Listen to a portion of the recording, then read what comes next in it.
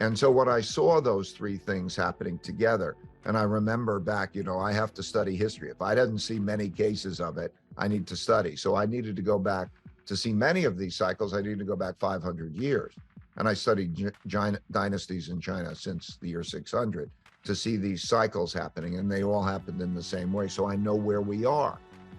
You studied them in Rome as well. So the big empires all across history, you've seen the exact same pattern. Now, some are longer, some are shorter, just like a human lifespan.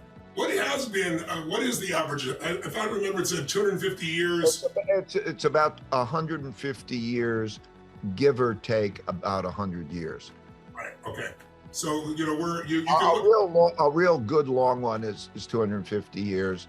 A short one is about 50 years. They're typically, let's say about 150, but it'll vary a lot, just like the life cycle, as you gave the example of.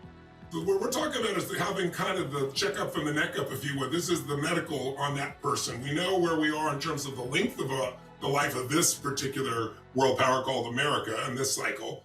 But more importantly is we can measure the causes and the sources, and these three are the primary ones. And it's not just, I just want to clarify and make sure I'm getting this correctly, it's not just printing more money, it's spending way more than you earn is the fundamental that cannot be sustained. It's abusing basically the reserve currency. And then it's because of the wealth gap that's expanded.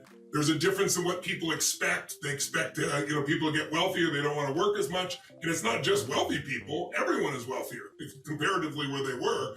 And so now there's competition that starts to be created. And because there's conflict and you're weak financially, you're weak fighting each other, now an external power that's on the rise can begin to displace you, and usually it will be resolved, as you said, in a war. So those are the elements that we're on right now, and I really appreciate you walking through the different wars and the fact that they tend to have a sequence as well, ending with a real physical war, since there's no court to go resolve this. And we can talk about the UN, but not everybody abides by whatever the UN's going to say. But war basically flattens that. So tell me this, what made you at this stage decide to do this level of study? Because you've always been a student of history.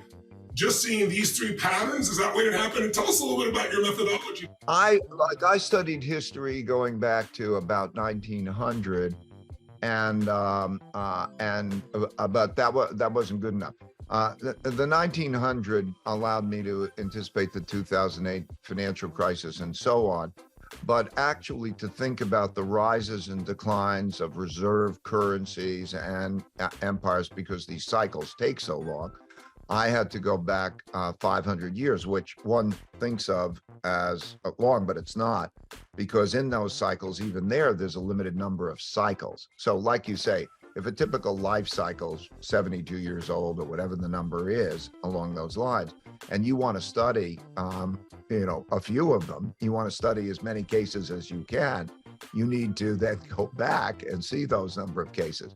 But in that 500-year period, I studied the 10 top empires, and I saw they all had that cycle. And then I also studied, like you say, Rome and others, and I saw they all have it. So it's like a movie that happens over and over again. It's almost as though the same story happens over and over again, and the only things that change are the clothes that people wear and the technologies they use.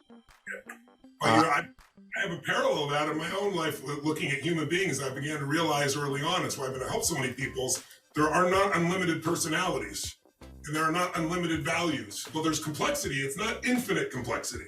And there's a limited number of them. And there are certain patterns that occur most often. You can take most people's problems and chunk them into 13 different types, and then you can have a million solutions for them if you can anticipate. And the power that you brought, and what I hope people are listening to, they may not be excited hearing. A lot of people start to read the book, or I mention to them, they go, oh, this is depressing. I said, no.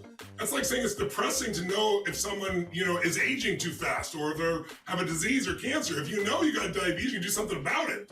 And you may not control your life to live for everything, because everything changes. And no one wants to hear this. And everything ends. But something new begins. After the night, there is the day always. After the worst winter, there is a springtime. And when you're in the middle of winter, when things are going good, people think it's going to go good forever. When things are going bad, they think it's going to go bad forever. No pandemic has lasted forever, including the one we just went through. No war has lasted forever. And I want people to understand, though, if you don't know, if you stick your head in the ground, you're going to pay a much bigger price. So You have done incredibly well in helping organizations, individuals, and countries even to produce great returns because you've been studying the past to understand the future and the present and the future. What made you do this though now? What was your methodology? Just a little bit more like different than a historian. I'm like, you even sent it to me. You had it sent to so many people in different walks of life to give you feedback. You don't just decide, I see something. I want people to understand how you challenge your own thoughts to come to this. This, I'm practical. Mhm. I have to bet today on what's happening today. Right. I have to bet tomorrow on what's happening tomorrow. I'm not a historian who just likes to read the stories of history. I'm a practical guy who's got to place a bet. My performance is measured to 3 decimal points. I have to do, this is practical stuff. And it's just like you said, you have to accept reality, just like you said. If you have a condition, diabetes or whatever that is, you have to accept that reality. I'm 72 years old. I've got to accept that reality. I've got to deal with that reality. Okay. That means that I'm less likely to have the next 50 years than somebody who's 12 years old, right? So I know those realities. Okay. So I'm just building up what you said because we agree.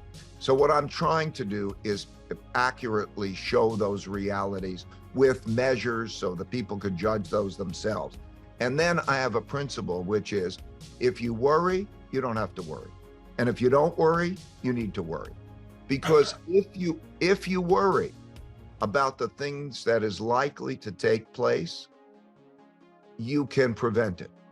You know this. As you help people with health or whatever it is, there are things that you can do to make your life better if you worry about them and then take action to deal with them. So I view this as a helpful book. Okay. This is not destiny. Let me be clear even. There's collective and then there's the individual. I think I can help the collective and I think I can help the individual. But on the collective, it's all about how we are with each other. Okay. That's all it comes down to. Think about it. We have more wealth in the world than we ever had. And we have longer longevity. We put more output per person. We have more wealth, and we also have the fabulous inventiveness of technologies that help us to think and invent in a faster way, artificial intelligence and the like. We've never been better, and we're probably going to keep improving at a faster way if we don't damage